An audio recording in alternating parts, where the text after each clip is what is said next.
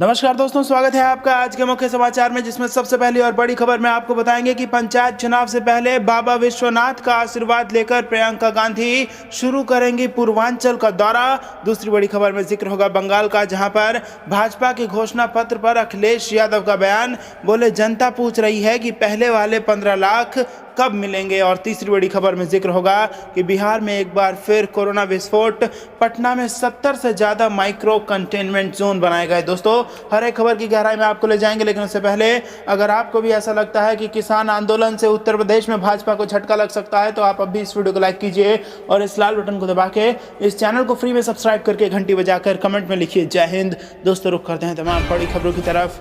पंचायत चुनाव से पहले बाप का आशीर्वाद लेकर प्रियंका गांधी शुरू करेंगी पूर्वांचल का दौरा। जी हां दोस्तों, कांग्रेस की महासचिव प्रियंका गांधी वाड्रा पंचायत चुनाव से पहले पूर्वांचल में चुनावी शंखनाद करेंगी। बाबा विश्वनाथ और काल भैरव का आशीर्वाद लेकर प्रियंका पूर्वांचल के सभी जिलों का दौरा करेंगी। पार्टी की ओर से अगले महीने में प्रियंका के दौरे का कार्यक्रम तय किया जा रहा है। वहीं किसानों से भी सीधा संवाद होगा। कांग्रेस के लिए पंचायत चुनाव 2022 में होने वाले विधानसभा चुनाव का पूर्वाभ्यास है। पार्टी हर सीट से प्रत्याशी उतार रही है और पूरे प्रदेश में अपनी उपस्थिति दर्ज करने की तैयारी है, लेकिन चुनौतियां भी कम नहीं हैं। ऐसे में प्रियंका गांधी ने पंचायत चुनाव के जरिए पार्टी की तैयारियों को परखने के लिए खुद मैदान में उतर रही हैं। कांग्रेस शीर्ष नेतृत्व ने पंचायत चुनाव में जीत के लिए जनता के बीच माहौल बनाने के निर्देश दिए हैं। पार्टी ने जनवरी में संगठन सृजन अभियान भी चलाया और हर न्याय पंचायत से 11 लोगों को जोड़ा भी। ब्लॉक अध्यक्षों का 2 दिवसीय प्रशिक्षण भी गोरखपुर में आयोजित किया गया और उन्हें पार्टी की नीतियों के बारे में बताया गया। रुख करते हैं अगली खबर की तरफ। बंगाल के लिए बीजेपी के घोषणा पत्र पर अखिलेश बोले, जनता पूछ रही है पहले वाले 15 लाख कब मिलेंगे।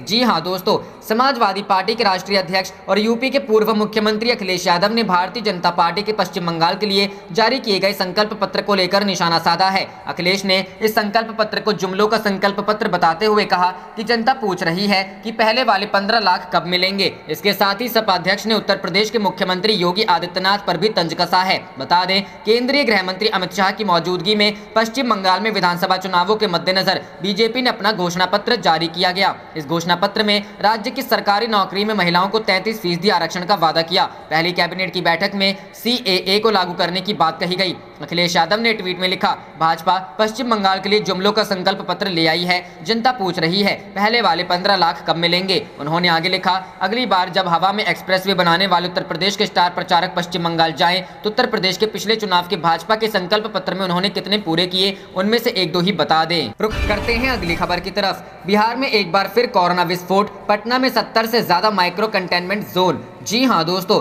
रंगों का त्योहार होली नजदीक आते ही पूरा बिहार कोरोना संक्रमण की जद में आ गया है। बिहार में एक बार फिर से कोरोना विस्फोट हुआ है। विगत 24 घंटों में राज्य में एक साथ जहां 126 लोग कोरोना पॉजिटिव पाए गए हैं, वहीं पटना जिला सबसे ज्यादा खतरनाक होता जा रहा है। पटना में एक साथ 51 लोग संक्रमित पाए गए हैं। इसके साथ ही प्रदेश की राजधानी में एक्टिव केस की संख्या बढ़कर 242 पहुंच गई है, जबकि पूरे राज्य में यह संख्या 522 तक पहुंच गई है। भागलपुर दूसरा सबसे संक्रमित जिला बन गया है, जहां फिर से 13 लोग पॉजिटिव पाए गए हैं। इसके अलावा अररिया में भी 6 और रोहतास में 7 मरीज संक्रमित पाए गए हैं। राज्य के सभी 38 जिले अब संक्रमण की चपेट में आ गए हैं और रोजाना आंकड़ों में इजाफा ही देखा जा रहा है। सीएम नीतीश के निर्देश के बाद RT-PCR से भी टेस्टिंग बढ़ा दी गई है। बिहार में 24 घंटे में 55,376 सैंपल की जांच की गई। हालांकि राहत की बात यह है कि राज्य में अब भी रिकवरी रेट अन्य राज्यों से बेहतर है। संक्रमित मरीजों के ठीक होने की दर 99.21% है और 24 घंटे में कोरोना से 74 लोग स्वस्थ हुए हैं। संक्रमण को देखते हुए सभी जिलों में जहां टेस्टिंग की रफ्तार बढ़ा दी गई है, वहीं बाहर से आने वाले लोगों का अब सर्वे कर डाटा तैयार किया जा रहा है। डाटा तैयार करने का काम पंचायत से लेकर जिलों तक में चल रहा है। इसमें आंगनबाड़ी सेविका से लेकर आशा कार्यकर्ता तक काम में लगी हुई हैं। सभी जिलों में रेलवे स्टेशनों से लेकर बस स्टॉप पर भी बाहर से आने वालों पर न सिर्फ नजर रखी जा रही है, बल्कि सभी की जाँच भी की जा रही है। करते हैं अगली खबर की तरफ। अब ट्रैक्टर लेकर बेंगलुरु घेरेंगे टिकैत, कृषि कानून के विरोध को लेकर बनाई रणनीति। जी हां दोस्तों, किसान नेता राकेश टिकैत ने कर्नाटक के किसानों से अपील की है कि केंद्र सरकार के 3 विवादास्पद कृषि कानूनों के विरोध में वे ट्रैक्टर से बेंगलुरु का घेराव करें और महानगर को दिल्ली की तरह आंदोलन का केंद्र बिंदु बनाएं। उन्होंने शनिवार को यहां किसानों की एक महापंचायत में कहा, आपको बेंगलुरु को दिल्ली बनाना है, आपको हर दिशाओं से महानगर को घेर लेना है। उन्होंने कहा कि दिल्ली की तरह केवल ट्रैक्टर का इस्तेमाल करना चाहिए, जहां 25,000 से अधिक ट्रैक्टरों ने महानगर के प्रवेश बिंदुओं को जाम कर रखा है। दिल्ली के सीमावर्ती क्षेत्रों सिंघू, टिकरी और गाजीपुर में पंजाब, हरियाणा और पश्चिमी उत्तर प्रदेश सहित देश के विभिन्न हिस्से के हजारों किसानों ने कृषि कानूनों को वापस लेने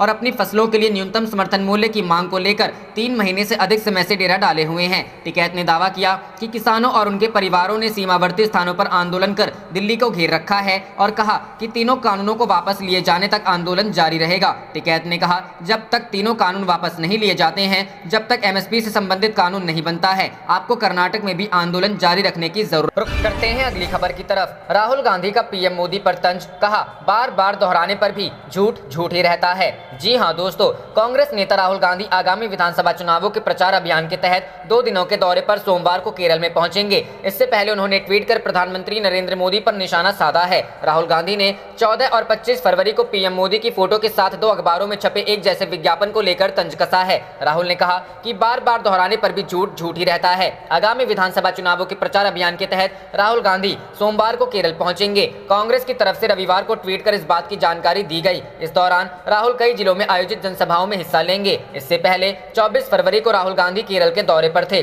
तब उन्होंने केरल के कोल्लम में मछुआरों से मुलाकात की और उनके साथ समुद्र में छलांग भी लगाई थी। 140 सदस्यीय केरल विधानसभा के लिए चुनाव 6 अप्रैल को मतदान होगा और 2 मई को नतीजे आएंगे। पीएम मोदी पर कसा तंज। राहुल गांधी ने अपने केरल दौरे से पहले ट्वीट कर प्रधानमंत्री नरेंद्र मोदी पर निशाना साधा है। उन्होंने 14 और 25 फरवरी को पीएम मोदी की फोटो के साथ 2 अखबारों में छपे एक जैसे विज्ञापन को लेकर तंज कसा है। राहुल ने कहा कि बार बार दोहराने पर भी झूठ झूठ ही रहता है। प्रभात खबर और सन्मार्ग नाम के अखबारों में प्रधानमंत्री नरेंद्र मोदी की फोटो के साथ एक विज्ञापन छपा है। यह विज्ञापन पहले 14 फरवरी को छपा, फिर 25 फरवरी को एक बार फिर छपा। इस विज्ञापन में प्रधानमंत्री मोदी की तस्वीर के साथ एक महिला की भी तस्वीर है। इस तस्वीर के साथ लिखा है, प्रधानमंत्री आवास योजना में मुझे मिला अपना घर, सर के ऊपर छत मिलने से करीब 24 लाख परिवार हुए आत्मनिर्भर। साथ आइए और एक साथ मिलकर आत्मनिर्भर भारत के सपने को सच करते हैं। इसके साथ ही एक नारा लिखा है, आत्मनिर्भर भारत, आत्मनिर्भर बंगाल। झूठे प्रचार का आरोप। रिपोर्टर्स के मुताबिक इस विज्ञापन में जिस महिला की फोटो है उनका नाम लक्ष्मी देवी है।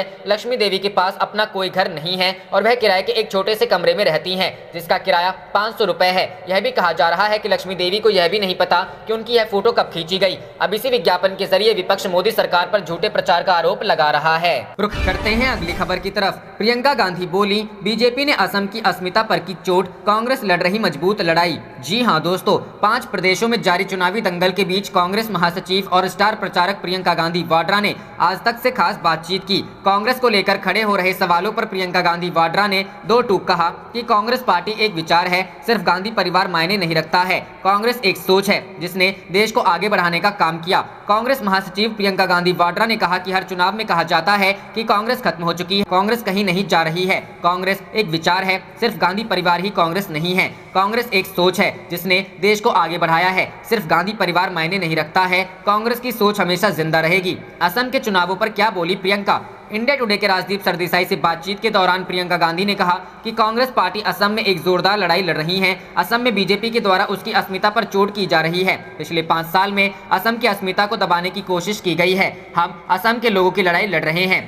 प्रियंका गांधी ने कहा कि 5 साल पहले बीजेपी ने जो वादे किए उन पर लोगों ने भरोसा किया, लेकिन उन वादों का क्या हुआ? अब असम के लोगों ने बीजेपी को देख लिया है। जब असम में बाढ़ आई तो बीजेपी का कोई नेता यहाँ नहीं था। जब CAA आया तो असम के लोगों की आवाज किसी ने नहीं सुनी। सिर्फ राजनीति कर रही भाजपा सरकार पर निशाना साधते हुए कांग्रेस नेता ने कहा कि बीजेपी राज्य में सबसे बड़ी राजनीति कर रही है। जब भी चुनाव आते हैं वो वादे करते हैं, लेकिन बाकी 5 साल कुछ भी नहीं करते हैं। प्रियंका गांधी ने कहा कि हर चुनाव में बीजेपी की कोशिश रहती है कि वो ध्रुवीकरण करे। जब वो विकास अर्थव्यवस्था के मुद्दे पर पीछे हटते हैं तब बीजेपी सिर्फ यही काम करती है। अब बीजेपी को लोग पहचान चुके हैं। गौरतलब है कि असम में कांग्रेस महासचिव प्रियंका गांधी वाड्रा ने कांग्रेस के लिए मोर्चा संभाला हुआ है। प्रियंका अब तक असम में 2 बार प्रचार कर चुकी हैं, जहां उन्होंने कई रैलियों को संबोधित करने के साथ ही स्थानीय लोगों से भी मुलाकात की है। रुख करते हैं अगली खबर की तरफ। असम में क्या है अहोम मतदाताओं का समीकरण? CAA को लेकर है नाराज, 45 सीटों पर है असर। जी हां दोस्तों, असम विधानसभा चुनाव में अहोम मतदाताओं की भूमिका अहम होगी।